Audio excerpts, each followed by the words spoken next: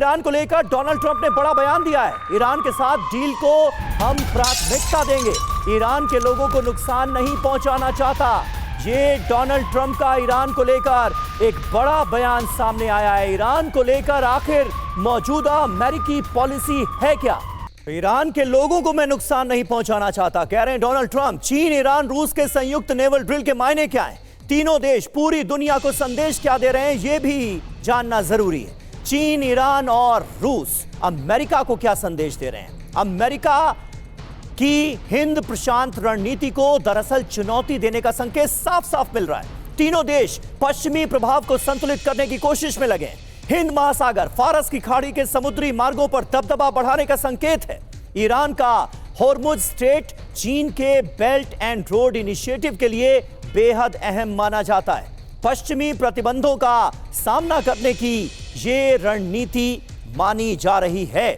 चीन, ईरान और रशिया का इस वॉर प्रैक्टिस के लिए साथ आना, सुमित, ये एक बड़ा संदेश माना जा रहा है अमेरिका के लिए।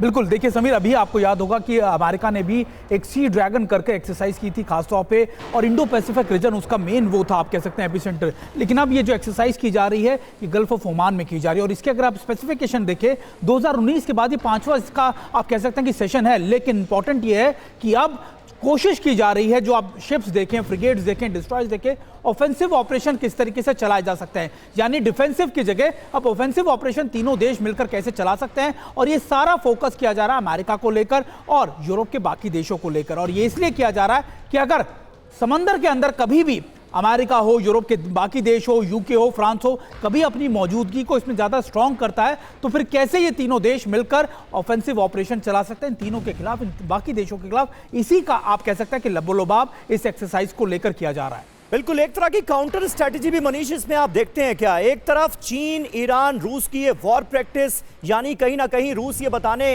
की कोशिश कर रहा है कि वो चीन और ईरान को अपना मजबूत पार्टनर मानता है, और दूसरी तरफ यूरोप से, जिससे आजकल ठनी हुई नजर आती है डोनाल्ड ट्रंप की, वहां पर अमेरिका यानी ब्रिटेन का मैं जिक्र कर रहा हूं, वहां पर अपने परमाणु हथियार तैनात कर रहा है। तो एक तरह की पोस्चरिंग भी हो रही है क्या दोनों तरफ से? बिल्कुल, देखिए दोनों पक्षों की तैयारियां तो चल ही रही है, लेकिन यह भी बात सच है कि रूस यूक्रेन युद्ध दरअसल वो मौका था जिसने चीन को रूस के बेहद करीब बना दिया, और रूस की चीन पर ज़्यादा निर्भरता हो गई।